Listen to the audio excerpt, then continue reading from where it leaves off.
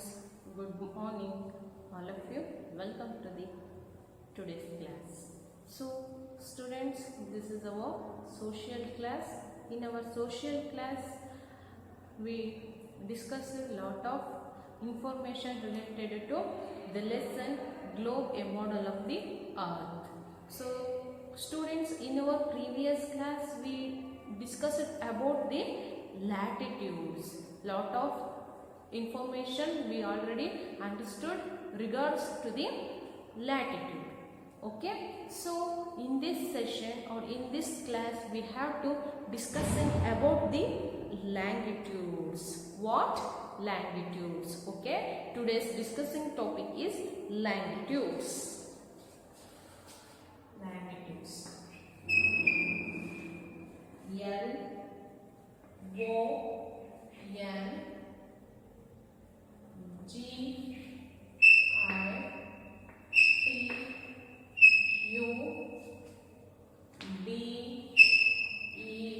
Longitudes. Okay, this is the today's discussing topic. Okay students, so students, do you know the meaning of longitudes? Longitudes andre gotta? Longitudes means ರೇಖಾಂಶ. So longitudes means ರೇಖಾಂಶ. So students, ಈ ಒಂದು ಲ್ಯಾಂಗಿಟ್ಯೂಡ್ಸ್ಗೂ ಮತ್ತು ಟೈಮ್ಗೂ, so longitudes and time, so between the longitudes and time one mutual relationship is there. So the time is depend upon the longitudes. ಗೊತ್ತಾಯ್ತಲ್ವಾ? So ಈ ನಮ್ಮ ಟೈಮ್ಗೂ ಈ ಒಂದು ಲ್ಯಾಂಗಿಟ್ಯೂಡ್ಸ್ಗಳ ನಡುವೆ ಒಂದು ನಿಕಟವಾದ ಒಂದು ರಿಲೇಶನ್ಶಿಪ್ ಇದೆ, ಮ್ಯೂಚುಯಲ್ ಆಗಿರ್ತಕ್ಕಂಥ ಒಂದು ರಿಲೇಶನ್ಶಿಪ್ ಇದೆ. ಸೊ ಈ ನಮ್ಮ ಟೈಮ್ ಈ ಒಂದು ಲ್ಯಾಂಗಿಟ್ಯೂಡ್ಸ್ ನಮ್ಮ ಮೇಲೆ ಡಿಪೆಂಡ್ ಆಗಿದೆ ಅಂತಾನೆ ಹೇಳ್ಬೋದು ಮಕ್ಕಳ. So shall we start our today's class? Okay, so students, all of you observe the page number 213. Okay, so longitudes. Longitudes are imaginary lines on the surface of the globe joining the north and the south poles. These are also called meridians, which means midday in Latin. They are not parallel as they meet at the poles. All meridians are of equal length. So students, here longitudes, first we have to understand the meaning of longitudes.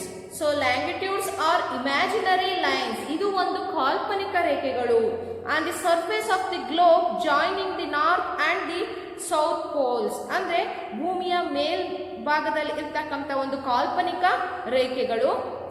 So joining the north and the south poles ಅಂದ್ರೆ ಉತ್ತರ ಧ್ರುವದಲ್ಲಿ ಮತ್ತೆ ದಕ್ಷಿಣ ಧ್ರುವಗಳಲ್ಲಿ ಸೇರ್ತಕ್ಕಂಥ ಒಂದು ಕಾಲ್ಪನಿಕ ರೇಖೆಗಳು ನಮ್ಮ ಭೂಮಿಯ ಮೇಲ್ಮೈಯಲ್ಲಿ. So these are all also called meridians. ಇದನ್ನ ನಾವು ಮೆರಿಡಿಯನ್ಸ್ ಅಂತ ಕೂಡ ಕರಿತೀವಿ, which means mid day in Latin. ಅಂದ್ರೆ ಲ್ಯಾಟಿನ್ ಭಾಷೆಯಲ್ಲಿ, ಒಂದು ಲ್ಯಾಟಿನ್ ಲ್ಯಾಂಗ್ವೇಜ್ ಅಲ್ಲಿ, ಓಕೆ, ಲ್ಯಾಟಿನ್ ಲ್ಯಾಂಗ್ವೇಜ್ ಅಲ್ಲಿ ದ ಮಿಡ್ ಡೇ ಅಂದ್ರೆ ಏನು? Mid day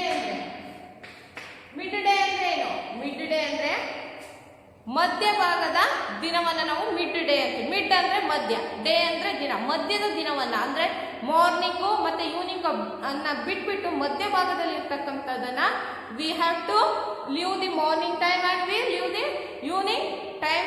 in the middle part of this two times we have to call it as mid day ಅಲ್ವಾ? ನಾವು morning ನ ವೇಳೆನ ಈವ್ನಿಂಗ್ ನ ವೇಳೆನ ಬಿಟ್ಟಾಗ, ಆ ಟೈಮ್ಸ್ ನ ಬಿಟ್ಟರೆ ಮಧ್ಯಭಾಗದಲ್ಲಿ ಅಂದ್ರೆ between these two times, which one is that? It's called midday. ಈ ಒಂದು ಸಮಯವನ್ನು ನಾವು ಮಿಡ್ ಡೇ ಅಂತ ಕರಿತೀವಿ. ಸೊ ಗೊತ್ತಾಯ್ತಲ್ವಾ? ಸೊ ಲ್ಯಾಂಗಿಟ್ಯೂಡ್ಸ್ ಅಂದ್ರೆ ಇದು ಒಂದು imaginary lines on the surface of the globe. So in the South Pole and this imaginary lines joining in the North Pole and South Pole ಅಂದ್ರೆ ಉತ್ತರ ಧ್ರುವ ಮತ್ತು ದಕ್ಷಿಣ ಧ್ರುವದಲ್ಲಿ ಸೇರ್ತಕ್ಕಂಥ ಒಂದು ಕಾಲ್ಪನಿಕ ರೇಖೆಗಳು. ಸೊ ಇದನ್ನ ನಾವು ಲ್ಯಾಟಿನ್ ಲ್ಯಾಂಗ್ವೇಜ್ ಅಲ್ಲಿ ಮಿಡ್ ಡೇ ಅಂತ ಹೇಳಿ ಕೂಡ ಕರಿತೀವಿ. ಅಂದ್ರೆ ಮಿಡ್ ಡೇ ಅಂದ್ರೆ ಮಧ್ಯದ ದಿನ, ಮಧ್ಯಾಹ್ನ ಅಂತ ಹೇಳಿ ಕೂಡ ಕರಿತೀವಿ. ಸೊ ಗೊತ್ತಾಯ್ತಲ್ವಾ? So next, they are not parallel as they meet at the poles. All meridians are of equal length. ಅಂದ್ರೆ ಈ ಒಂದು ಮೆರಿಡಿಯನ್ಸ್ ಅಂದ್ರೆ ಈ ಒಂದು ಲ್ಯಾಂಗಿಟ್ಯೂಡ್ಸ್ ಅನ್ನು ನಾವು ಮೆರಿಡಿಯನ್ಸ್ ಅಂತ ಹೇಳಿ ಕೂಡ ಕರಿತೀವಿ. ಸೊ ಮೆರಿಡಿಯನ್ ಅಂದ್ರೆ ಮಧ್ಯಾಹ್ನ ಅಂತೇಳಿ, ಅಂದ್ರೆ ಮಧ್ಯದ ದಿನವನ್ನ ನಾವು ಮೆರಿಡಿಯನ್ ಅಂತ ಹೇಳಿ ಕರಿತೀವಿ. ಲ್ಯಾಂಗಿಟ್ಯೂಡ್ಸ್ ಅನ್ನ ಮೆರಿಡಿಯನ್ ಅಂತ ಹೇಳಿ ಕೂಡ ಕರಿತೀವಿ. So it's clear for you students. So next, all meridians are of equal length. ಈ ಒಂದು ಮೆರಿಡಿಯನ್ಸ್ಗಳು, ಈ ಒಂದು ಲ್ಯಾಂಗಿಟ್ಯೂಡ್ಸ್ ಅಂದ್ರೆ ನೋಡಿ, ಈ ಒಂದು ಲ್ಯಾಂಗಿಟ್ಯೂಡ್ಸ್ ಅನ್ನ ನಾವು ಏನಂತ ಕರಿತೀವಿ? ಮೆರಿಡಿಯನ್ಸ್ ಅಂತ ಹೇಳಿ ಕರಿತೀವಿ. ಮೆರಿಡಿಯನ್ಸ್. ಓಕೆ, ಮೇಡಮ್ ಮೆರಿಡಿಯನ್ಸ್ ಅಂತ ಹೇಳಿದ್ವಿ. ಏನದು ಮೆರಿಡಿಯನ್ಸ್? ಲ್ಯಾಂಗಿಟ್ಯೂಡ್ಸ್ ಅಂತ ನಾವು ಮೆರಿಡಿಯನ್ಸ್ ಅಂತ ಹೇಳಿ ಕೂಡ ಕರಿತೀವಿ ಮಕ್ಕಳ.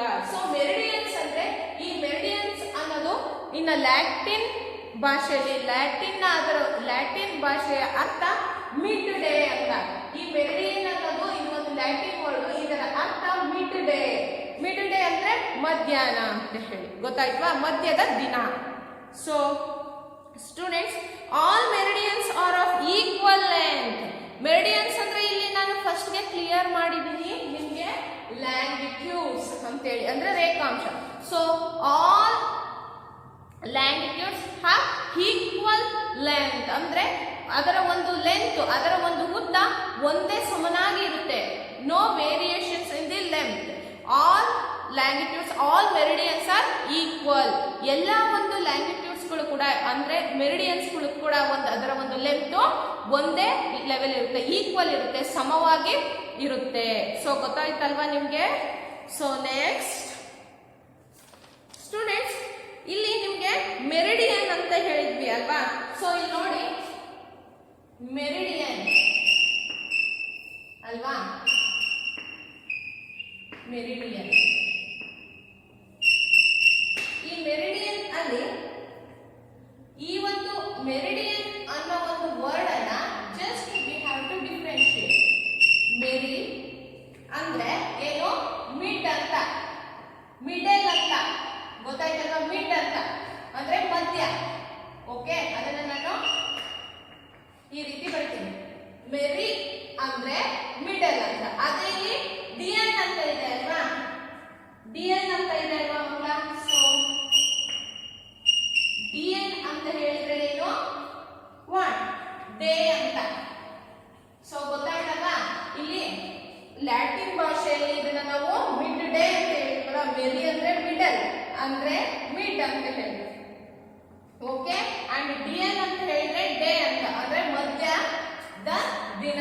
ಅಂದ್ರೆ ಮಧ್ಯದ ದಿನ ಅಂದ್ರೆ ಯಾವುದು? ಮಧ್ಯದ ದಿನ ಅಂದ್ರೆ ಮಧ್ಯಾಹ್ನ ಅಂತ ಹೇಳಿ. ಇಲ್ಲಿ ಗೊತ್ತಾಯ್ತಲ್ವಾ ನಿಮ್ಗೆ? ಗೊತ್ತಾಯ್ತಲ್ವಾ? ಮೆರಿಡಿಯನ್ ಅನ್ನೋ ಒಂದು ಪದವನ್ನ ಇಲ್ಲಿ ನಾವು ಕ್ಲಿಯರ್ ಆಗಿ ಡಿಫರೆನ್ಶಿಯೇಟ್ ಮಾಡಿದ್ವಿ.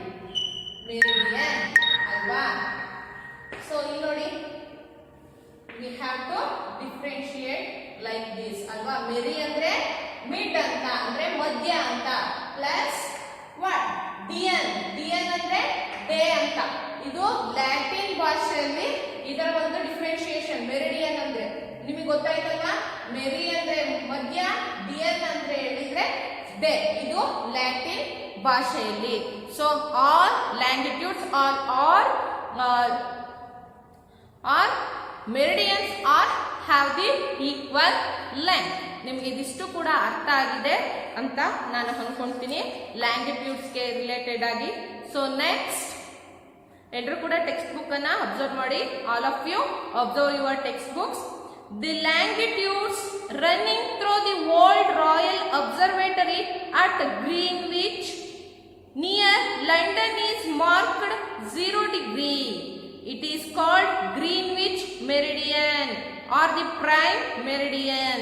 Longitudes to the east of Greenwich are marked from 1 degree east to 180 degree east. Longitudes to the west of Greenwich are marked from 1 degree west to 180 degree west. The further you go away from the prime meridian, the greater is the degree of longitude. So next, the longitude of 180 degree E and 180 degree west is the same line. It is called the international date line and is directly opposite of the prime meridian. A new date begins when we cross this meridian. There are 360 longitudes in all, including the prime meridian at 0 degree. So students, ನೋಡಿ ಇಲ್ಲಿ ಒಂದು ರೇಖಾಂಶ ಅಂದ್ರೆ ಈ ಒಂದು longitude, ಯಾವುದೇ ಒಂದು ರೇಖಾಂಶ ಅಂದ್ರೆ ನಮ್ಮ ನೆತ್ತಿ ಮೇಲೆ ಸೂರ್ಯ ಬಂದಾಗ ರೇಖಾಂಶದ ಉದ್ದಕ್ಕೂ ಆ ಒಂದು ಲ್ಯಾಂಗಿಟ್ಯೂಡ್ ನ ಆ ಒಂದು ಮೆರಿಡಿಯನ್ ನ ಒಂದು ಉದ್ದಕ್ಕೂ ಎಲ್ಲಾ ಸ್ಥಳಗಳಲ್ಲೂ ಒಂದೇ ಸಮಯ ಆಗುತ್ತೆ. ಅಂದ್ರೆ ಒಂದೇ ಸಮಯ ಆಗುತ್ತೆ ಅಂದ್ರೆ ಯಾವ ಸಮಯ? ಎಲ್ಲಾ ಕಡೆನೂ ಕೂಡ ಮಧ್ಯಾಹ್ನ ಆಗುತ್ತೆ. ಸೊ ಅಂದ್ರೆ ಒಂದು ರೇಖಾಂಶ, ಈ ರೇಖಾಂಶ ಯಾವುದೇ ಒಂದು ರೇಖಾಂಶ ಅಂದ್ರೆ ನಮ್ಮ ಒಂದು ನೆತ್ತಿಯ ಮೇಲೆ ಸೂರ್ಯ ಬಂದಾಗ ಅಂದ್ರೆ ತುಂಬಾ ಬಿಸಿಲು ಬೀಳ್ತಾ ಇರುತ್ತೆ ಅಲ್ಲ, ಮಧ್ಯಾಹ್ನ ಟೈಮ್ ಹೇಗಿರುತ್ತೆ, ಸೂರ್ಯ ನೆತ್ತಿ ಮೇಲೆ ಬಂದಿದ್ದಾನೆ ಅಂತ ಹೇಳ್ತೀವಲ್ವಾ. ಸೊ ಸೂರ್ಯ ಮಧ್ಯಭಾಗದಲ್ಲಿ ಬಂದಿರ್ತಾನೆ, ಅಂದ್ರೆ ಸೂರ್ಯ ನೆತ್ತಿಯ ಮೇಲೆ ಬಂದಾಗ ಆ ರೇಖಾಂಶದುದ್ದಕ್ಕೂ ಎಲ್ಲಾ ಸ್ಥಳಗಳಲ್ಲೂ ಕೂಡ ಒಂದೇ ಸಮಯ ಆಗಿರುತ್ತೆ. ಒಂದೇ ಸಮಯ ಆಗಿರುತ್ತೆ ಅಂದ್ರೆ ಯಾವ ಸಮಯ? ಮಧ್ಯಾಹ್ನ ಆಗಿರುತ್ತೆ. ಗೊತ್ತಾಯ್ತಲ್ವಾ? ಸೊ ಅದೇ ರೀತಿ ಇಲ್ಲಿ Greenwich near London is marked 0 degree ಅಂತ ಹೇಳಿದ್ದಾರೆ. ಅಂದ್ರೆ ಲಂಡನ್ ನ ಗ್ರೀನ್ವಿಚ್ ನ ಮೇಲೆ ಹಾದು ಹೋಗುವ ರೇಖಾಂಶವನ್ನ ಪ್ರಧಾನ ರೇಖಾಂಶ ಅಂತ ಹೇಳಿ ಆಯ್ಕೆ ಮಾಡಲಾಗಿದೆ. ಅಂದ್ರೆ ಈ ಒಂದು ಇಲ್ಲೇನಿದೆ, ಲಂಡನ್ ಈಸ್ ಮಾರ್ಕ್ಡ್ 0 ಡಿಗ್ರಿ ಇದೆ ಅಲ್ವಾ, ಈ 0 ಡಿಗ್ರಿ ರೇಖಾಂಶವನ್ನ ಅಂದ್ರೆ ಈ ಒಂದು ಲಂಡನ್ ನ ಗ್ರೀನ್ವಿಚ್ ಮೇಲೆ ಹಾದು ಹೋಗುವ ರೇಖಾಂಶವನ್ನು ನಾವು ಪ್ರಧಾನ ರೇಖಾಂಶ ಅಂತ ಹೇಳಿ ಆಯ್ಕೆ ಮಾಡಲಾಗಿದೆ. ಅಂದ್ರೆ ಇದನ್ನ 0 ಡಿಗ್ರಿ ಎಂದು ನಾವು ಗುರುತಿಸಲಾಗಿದೆ. ಇದನ್ನ ನಾವೇನಂತ ಹೇಳಿ ಐಡೆಂಟಿಫಿಕೇಶನ್ ಮಾಡ್ತೀವಿ? 0 ಡಿಗ್ರಿ ಅಂತ ಹೇಳಿ ಐಡೆಂಟಿಫಿಕೇಶನ್ ಮಾಡ್ತೀವಿ. ಸೊ ಅದೇ ರೀತಿ ಗ್ರೀನ್ವಿಚ್ ರೇಖಾಂಶದ ಪೂರ್ವಕ್ಕೆ, ಇಲ್ಲಿ ಗ್ರೀನ್ವಿಚ್ ರೇಖಾಂಶದ ಪೂರ್ವಕ್ಕೆ, ಸೊ ಅಂದ್ರೆ 1 degree east to 180 degree east ಅಂತ ಹೇಳಿದ್ನಲ್ವಾ ಮಕ್ಕಳ. ಸೊ ಅದೇ ರೀತಿ ಗ್ರೀನ್ವಿಚ್ ರೇಖಾಂಶದ ಪೂರ್ವಕ್ಕೆ 180 ಡಿಗ್ರಿ ಹಾಗೂ ಪಶ್ಚಿಮಕ್ಕೆ ಅದೇ ರೀತಿ ವೆಸ್ಟ್ ಸೈಡ್ 180 ಡಿಗ್ರಿ ಒಂದು ಈ ರೇಖಾಂಶಗಳಿವೆ, ಅಂದ್ರೆ ಲ್ಯಾಂಗಿಟ್ಯೂಡ್ಸ್ ಗಳು ಇದಾವೆ. ಸೊ ನಮ್ಮ ಈ ಒಂದು ಭೂಗೋಳದಲ್ಲಿ ಒಟ್ಟು 360 ಡಿಗ್ರಿ ಲ್ಯಾಂಗಿಟ್ಯೂಡ್ಸ್ ಲೈನ್ಸ್ ಗಳಿರುತ್ತೆ, ಅಂದ್ರೆ 360 ಡಿಗ್ರಿ ರೇಖಾಂಶಗಳು ಇರುತ್ತವೆ. ಸೊ ಪ್ರಧಾನ ರೇಖಾಂಶದಿಂದ ಅಂದ್ರೆ ಮಿಡಲ್ ಪಾರ್ಟ್ ಅಲ್ಲಿ ಇರ್ತಕ್ಕಂಥ ಒಂದು ಪ್ರೈಮ್ ಮೆರಿಡಿಯನ್ ಅಂತ ಹೇಳ್ತೀವಲ್ವಾ. ಸೊ ಪ್ರಧಾನ ರೇಖಾಂಶದಿಂದ 180 ಡಿಗ್ರಿ ಈಸ್ಟ್ ಸೈಡ್ ಅಂದ್ರೆ 180 ಡಿಗ್ರಿ ಪೂರ್ವದ ರೇಖಾಂಶದ ಹೊರಗಿನ ವಲಯವನ್ನ ನಾವು ಏನಂತೀವಿ? ಪೂರ್ವ ಗೋಳಾರ್ಧ ಅಂತ ಹೇಳಿ ಕರಿತೀವಿ. ಸೊ ಏನಂತ ಕರಿತೀವಿ ಅಂದ್ರೆ ನೋಡಿ ಮಕ್ಕಳ, ಅಂದ್ರೆ ಪ್ರೈಮ್ ಮೆರಿಡಿಯನ್ ಇಂದ ಅಂದ್ರೆ ಪ್ರೈಮ್ ಲ್ಯಾಂಗಿಟ್ಯೂಡ್ ಇಂದ ನಾವು 180 ಡಿಗ್ರಿ ಪೂರ್ವ ರೇಖಾಂಶದವರೆಗೆ, ಸೊ ಪೂರ್ವ ದಿಕ್ಕಿನ 180 ಡಿಗ್ರಿ ಪೂರ್ವ ದಿಕ್ಕಿನ ಕಡೆ ಇರ್ತಕ್ಕಂಥ ರೇಖಾಂಶದವರೆಗಿನ ಇರ್ತಕ್ಕಂಥ ಆ ಒಂದು ವಲಯವನ್ನ, ಆ ಒಂದು ಪೋಲ್ ಅನ್ನ ನಾವೇನಂತ ಕರಿತೀವಿ? ಪೂರ್ವ ಗೋಳಾರ್ಧ ಅಂತೇಳಿ ಕರಿತೀವಿ.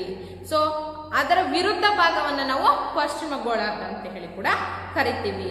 ಸೊ ಅಂದ್ರೆ ಈ ಸಮಭಾಜಕ ವೃತ್ತದಿಂದ ನಾವು ಹೇಳಿದ್ವಿ ಅಲ್ವಾ, in the middle part of the equator ಅಂತ ಹೇಳ್ತೀವಲ್ವಾ. ಸೊ ಈ ಒಂದು ಸಮಭಾಜಕ ವೃತ್ತದಿಂದ ಧ್ರುವದ ಕಡೆಗೆ ಹೋದಂತೆ, ಅಂದ್ರೆ ಈ ಸಮಭಾಜಕ ವೃತ್ತದಿಂದ ನಾವು ಈ ನಾರ್ತ್ ಪೋಲ್ ಸೌತ್ ಪೋಲ್ ಅಂತ ಹೇಳಿದ್ವಲ್ಲ, ಸೊ ಈ ಪೋಲ್ಸ್ ಕಡೆ ನಾವು ಮೂವ್ ಆಗ್ತಾ ಹೋದಾಗೆ ಈ ಎರಡು ಮೆರಿಡಿಯನ್ ಅಂದ್ರೆ ಈ ಒಂದು ಎರಡು ಲ್ಯಾಂಗಿಟ್ಯೂಡ್ಸ್ ಗಳ ನಡುವೆ ಇರ್ತಕ್ಕಂಥ ಡಿಸ್ಟೆನ್ಸ್ ಏನಾಗ್ತಾ ಹೋಗುತ್ತೆ? ಕಡಿಮೆ ಆಗ್ತಾ ಹೋಗುತ್ತೆ. ಸೊ ಇದಕ್ಕೆ ಕಾರಣ ಏನಪ್ಪಾ ಅಂದ್ರೆ, ಸೊ ಇಲ್ಲಿ ಏನಿದೆ, ಈ ಒಂದು ನಾರ್ತ್ ಪೋಲ್ ಸೌತ್ ಪೋಲ್ ಇವೆರಡರ ನಡುವೆ ಇರ್ತಕ್ಕಂಥ ಒಂದು ಈಸ್ಟ್ ಟು ವೆಸ್ಟ್, ಇವೆರಡರ ನಡುವೆ ಇರ್ತಕ್ಕಂಥ ಒಂದು ಡಿಸ್ಟೆನ್ಸ್ ಡಿಕ್ರೀಸ್ ಆಗ್ತಾ ಹೋಗ್ತಾ ಇದೆ ಅಂದ್ರೆ ಅದಕ್ಕೆ ರೀಸನ್ ಏನಪ್ಪಾ ಅಂದ್ರೆ ಎಲ್ಲ ರೇಖಾಂಶಗಳು ಅಂದ್ರೆ ಆಲ್ ಲ್ಯಾಂಗಿಟ್ಯೂಡ್ಸ್ ಲೈನ್ಸ್ ಇವೆರಡೂ ಕೂಡ ಏನ್ ಮಾಡುತ್ತೆ, ಎರಡು ಧ್ರುವಗಳಲ್ಲಿ ಛೇದಿಸುವುದು. ಅಂದ್ರೆ